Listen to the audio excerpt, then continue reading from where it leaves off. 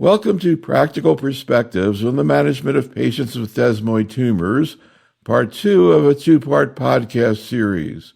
This is medical oncologist Dr. Neil Love. I met with Professor Bernd Kasper from the University of Heidelberg Mannheim Cancer Center in Mannheim, Germany. And in our first podcast, we did a mini journal club reviewing several key recent presentations and publications. For Part 2, Professor Kasper discusses several real-world cases presented by Drs. Candice Haddocks from the Sarcoma Center of the Dana-Farber Cancer Institute, and Dr. Michael Nakazawa and Dr. Elise Haddad from the Department of Sarcoma from the University of Texas MD Anderson Cancer Center in Houston. To begin, Dr. Haddocks presents a young woman with a very painful mass in the abdominal wall that proved on biopsy to be a desmoid tumor. This patient is a woman in her 30s who developed a mass in the abdominal wall during pregnancy, and it continued to grow during her pregnancy, and then she came to see us after delivery. She was having significant pain from the tumor, so we opted to start nirogacestat. We started at a lower dose of 50 milligrams twice daily and then up titrated as tolerated. She actually got up to full dose with mild fatigue and manageable diarrhea, and then her pain was significantly improved, so we decided to stop the therapy after 6 months, and she's been on observation since then, doing well. So my questions to the expert are, first of all, could you tell us a bit about the association of desmoid tumors during pregnancy? What are the theories and mechanisms there? What are your theories on why desmoid tumors tend to affect females more than males? And also, how do you manage starting nirogacestat? Do you start at full dose or do you tend to taper up as tolerated? I think one of the largest questions in the field is how long to continue therapy and then how to come off of therapy. Is abruptly stopping appropriate? Is tapering appropriate? So many unanswered questions about duration of therapy that we're all really interested in having more data to inform our patients on. What do you see as the most exciting research frontiers for desmoid tumors? What are some agents that you're excited about seeing being explored for this disease? So I should have told you to keep a pen handy so you could take some notes, but I guess this could be like a cognitive, your memory test, if you can remember. Yeah. I jotted them down. Anyhow, so take a shot at some of these questions. Yeah, sure. I mean, I think the first question was something we already touched. That was the relation between females and pregnancy and desmoid tumor growth. I mean, that's something, first of all, you just have to keep in mind that this is a disease in a young patient population, 30 to 35 years, with a 2/3 female predominance. And yes, there is definitely a correlation between a high incidence of these tumors during or after pregnancy. But there was always this hypothesis or this discussion if there is a correlation between estrogens and desmoid tumor growth, and this could never formally be proven. So, and that is the reason why we do not recommend anti-hormonal therapies anymore. So that's the first question. The second question, I think, was treatment duration, of course. What we usually do is we treat the patients maybe for about 6 to 12 months, and we see a response, a regression of the tumor. And then there is usually a time point when there is no further regression. So the tumor stays stable.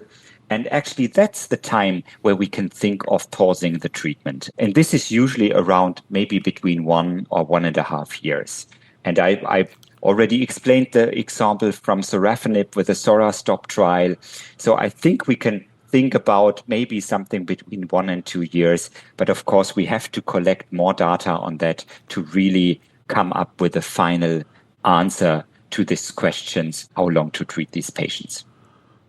What about this issue of stopping therapy and what do you need to taper it? And also, I was kind of surprised that she started out at a lower dose. You see a lot of people in oncology do that with oral medications, but I'm curious whether you do that as well. No, actually, we do not do that. We start with a approved dose, but then when there are side effects, and I said the side effects usually occur quite rapidly after starting the treatment within the first days, within the first 1 or 2 weeks.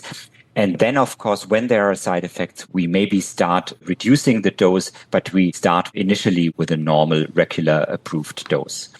And I think stopping the treatment, when you stop treatment, you can more or less immediately stop treatment. You don't need to fade out or something. That's usually not necessary. And I think the last question my colleague referred to was the question, what is the research field? What are any other interesting compounds or treatment strategies? I mean, I think it's important to mention that there is a second gamma secretase inhibitor, which has already been tested in a large phase 3 trial. Varegacestat is the name, and the trial is called Ringside trial. Top-line data from this trial have already been presented end of last year, just before Christmas, and the results are quite impressive. I mean, the response rate is even higher with 56%, and the progression-free survival or the reduction of the risk of progression is 84%. So with a hazard ratio of 0.16, so even better than with nirogacestat. So quite impressive data. Of course, we have not seen the full data set yet. This will be presented during this year. But this is very interesting, and maybe another outlook to another compound, which is a direct beta-catenin inhibitor, which is called FOX001. Data have been presented on that last year at ESMO in Berlin. And this is also a very interesting compound directly targeting the beta-catenin pathway. So just kind of curious whether you expect varegacestat to be approved, and if it is approved, how we're going to choose between that and Niro. There's so many situations in oncology where you have to do indirect comparison. Seems like there's a lot more follow-up with nirogacestat, but you tell me, how do you think that's going to play out if you have both available? Yeah, I think difficult to say at that point at the moment. But I mean, at the moment, it looks like that varegacestat has a bit of a higher efficacy with a higher response rate, but not a shorter time to response. Side effects seem to be quite similar for both. So I think, I mean, if we have both available, I think we still have to learn which cases are maybe more suitable for the one or for the other. I think that's actually difficult to say at the moment. Yeah, I'm thinking back to CLL, you have acalabrutinib, zanubrutinib, and it's tough to make a decision there. Yeah. Maybe that's what's going to happen here. All right, let's go into our next case. This is another younger woman, 39 years old, a patient of Dr. Nakazawa. This is a 39-year-old lady. She has no other past medical history, who was incidentally found to have a desmoid on a workup of some other medical problem that she was having. And this was located in her rectus abdominus. And the desmoid was quite small. It was palpable, but it was only about 2.5 centimeters. She kept describing that pain as essentially being constant. It seemed to have features of it radiating around. But again, this was very small. But she still needed pain team, nerve blocks essentially to try and control that pain. It was making it very difficult for her to work. Given her symptom burden, we had decided we needed to treat her, but this was still quite small. And given that location and discussing with the patient, she had opted for cryoablation, saying that she didn't want to be on systemic therapy. She read about, some of these medications and side effects, and it was very scary for her. And so we had our, interventional radiology colleagues perform the procedure. Post-procedure, she had some worsening pain locally in that area, but over about 8 weeks, her pain continued to get better and better, eventually to the point where it actually improved beyond what she had before. By 3 months later, the CT showed what was deemed this post-treatment response. You still had the desmoid there. They call this, residual 1.3 centimeter ablation site. And she's since continued off of any sort of medical management, and we're just following her up with CT scans as she says that she's overall asymptomatic. And so, I think this case, it'd be interesting to hear how you counsel your patients going into this procedure about what are you expecting? Is your pain going to get better or worse? How long is it going to take before that pain should get better? And if it doesn't, then we need to really revisit this.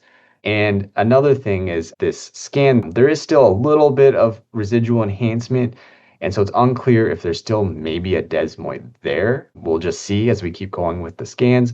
But certainly if it grows again and she's symptomatic, can we re-cryoablate this area or not and continue to keep her away from any sort of systemic therapy? Any thoughts? Yeah, I mean, first of all, I must admit I'm not an expert in cryoablation because we are not doing that at our center. But anyway, I think this is a nice example where you have a quite small desmoid tumor. The localization is quite favorable for cryoablation, and I think you can see something which is quite common here. You see, due to the procedure, of course, itself, you see a worsening maybe of pain and symptoms at the very beginning, but then after a couple of time, it's beneficial for the patient. This is, by the way, different, of course, to systemic therapies such as nirogacestat, where you see a symptomatic benefit very rapidly within the first days or weeks. And yes, if there is a response, and usually there's no need to do anything else, but if there might be a regrowth of the desmoid tumor again, yes, I think you can think of a recryoablation. I think there are cases where these cryoablations have been done multiple times. But as I said, I'm not an expert in cryoablation, but I think it's a nice case where you can demonstrate that cryoablation is also a valuable treatment option in certain situations. What about this issue, whether or not it's a local therapy like cryo or systemic therapy like Niro, where the patient's symptoms get better, but you still see something on imaging? He was bringing up the question of, is it actually active desmoid or maybe some type of scar tissue, et cetera? What do you typically see? Is there do you see situations where there's not really active disease, but you see something on imaging? Yeah, that's to be honest, that's quite typical. The desmoid usually doesn't completely disappear, or this may take quite long. But what you see is a kind of residual tumor, but actually you don't have to worry about that. And you don't think about operating that or something like that. Just leave it as it is. And there's no need to do anything else. It's not the classic oncology thinking that we have here. In general oncology, of course, you want to take the tumor out, whatever it takes. But this is not necessary here. You just have to treat the symptoms, treat the patient, and if there is residual disease, you can leave it as it is. No problem. One final question about this case, interesting too, in terms of the fact that she had so much pain. She required nerve blocks for this 2.5 centimeter tumor that you wouldn't think was actually in a location that would cause that much pain. Is this something you typically see? And what's going on? Is this like a nerve invasion? Yeah, that's sometimes, there is often not a clear correlation between symptoms on the one hand and desmoid tumor growth on the other hand. So obviously, other effects do play a role here, which is not fully understood or not fully described yet. But yes, we sometimes see that even with a small tumor, a high impact in terms of pain or symptoms or problems, and there's not always a clear correlation here. All right, let's go on to our next case. Now we have another woman, but age 17. Let's hear Dr. Haddix. This is a patient age 17 who developed a mass in the posterior right proximal thigh. Ultimately, the lesion that she could palpate grew, and she eventually did have workup about 2 years later. A biopsy ultimately showed a desmoid tumor. She was treated with surgery, and 1 year later, the tumor recurred again after the initial resection, and she had another surgery. And then after that, she was monitored. She completed 5 years of surveillance with imaging and then sort of graduated from the clinic. and had no further imaging. She then presented to us 10 years after her initial diagnosis and could again palpate a mass in the area that the desmoid tumor was initially located. There were no related symptoms at that time, just the presence of the mass. And imaging showed actually multifocal desmoid tumors throughout the leg between fascial planes. And she's currently on observation as she's asymptomatic, and we're looking out for indications to start therapy. This isn't common, but we do see it on occasion. And a lot of our patients now are not undergoing surgical resection as part of the management, so hopefully it becomes less common. But so to the expert, have you observed cases where the patient developed multifocal disease after initial surgical resection? And I also want to mention that this patient does not have an underlying germline predisposition to desmoid tumors. And no history of trauma. And no history of trauma, correct. Any thoughts? Have you seen this before? Yes, that's something actually we definitely see when patients are treated with surgery. And that's also one of the reasons why we are not advocating for surgery anymore here. That has to do with the type of growth of these desmoids. They grow like fingers into the surrounding tissue. And if you cut them out, then there might be a recurrence at multiple localization, at multiple spots around the initial tumor. So this is something we have actually seen multiple times over the last years. And as I said, this is also one of the reasons why we do not advocate for surgery anymore, because of the high recurrence rate and because of the high morbidity these treatments are often associated with. Any difference in terms of how you manage a patient like this or how they respond to treatment? I mean, as said before, there is no place for surgery anymore. If there is a progression here, then we would clearly go for systemic therapy. And the primary choice here is, of course, the approved nirogacestat now. But again, the fact that it's multifocal, you wouldn't necessarily expect to have less of a benefit? No, actually in the study in DeFi, there were also quite a high percentage of multifocal disease. So that worked also quite well in these cases as well. Yeah. Really interesting. Okay, let's hear about the last case here. Dr. Haddad. This is a 74-year-old woman. Let's hear about this. 74-year-old female patient. She had past medical history of severe rheumatoid arthritis, which impairs her quality of life, GERD, and colitis. I saw her recently, and she had this huge tumor that's actually eroding her scapula, which on the MRI was actually very worrisome for not being a desmoid, but being like a high-grade sarcoma when you look at those images. So it was biopsy proven to be a desmoid. And we started her on nirogacestat. She's 74-year-old. Her pain has improved within a couple of weeks, which is great for her who already has severe rheumatoid arthritis impairing her quality of life at 74.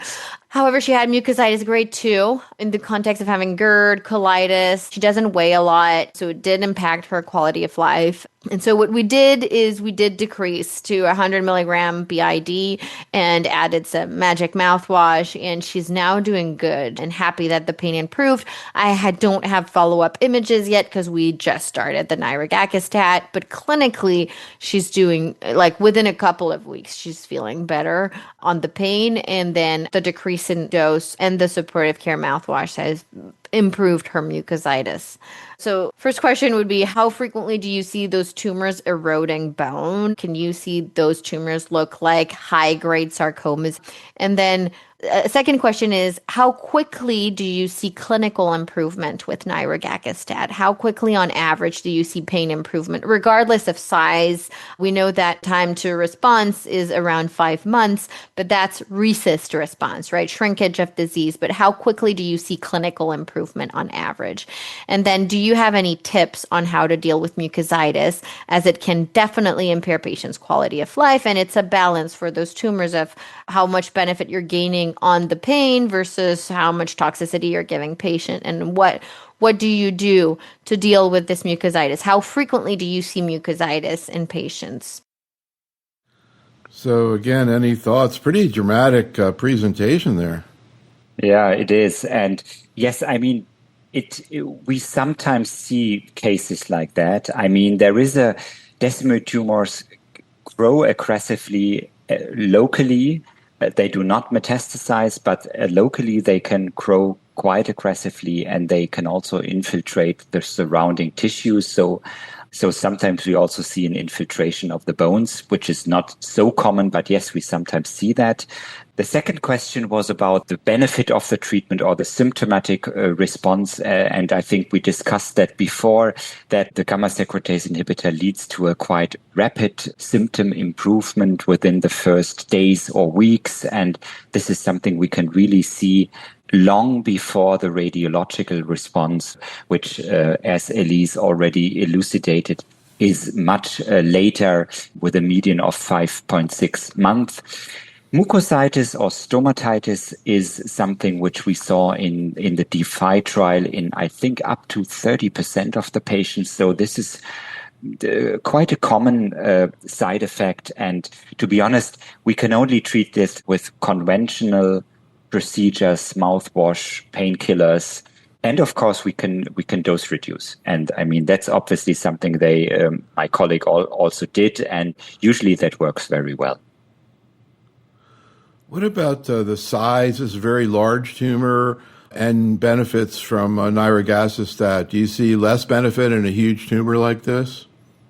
No, I think the average size of the tumor in the trial was, of course, around something between 5 and 10 centimeters or something like that. But we actually see response in small and in also bigger tumors that doesn't have a real impact.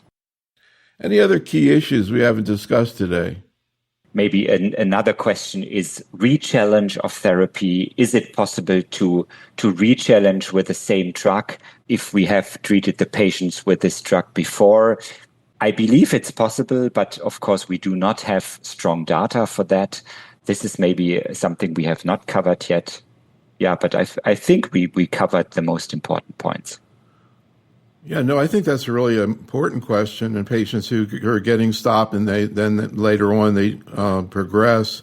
But also maybe you might have some thoughts theoretically of using one of the gamma secretase inhibitors after the other. So a patient who gets niro and then progresses, any chance that they might respond to varegacestat? Yeah. I mean, the thing is that actually the number of patients who do not respond to nirogacestat is quite low. In the study, to be honest, I think there was only one patient showing progressive disease. The response rate was 41%, and there were another 50% with stable diseases. So only one progression. But yes, I mean, if you have the situation where the patient does not respond to the first gamma secretase inhibitor, you can, of course, try the second one, and that might also work. Of course, we do not really have much experience on that yet, but this is definitely something we will learn more about in the next couple of years. This concludes our program. Special thanks to Professor Kasper and our case presenters, and thank you for tuning in. Conflict of interest statements for the faculty can be found in the program notes, and please note that the use of agents and treatments that are not approved may have been discussed in the program, so check out the package inserts for more. This is Dr. Neil Love for Practical Perspectives on the Management of Desmoid Tumors.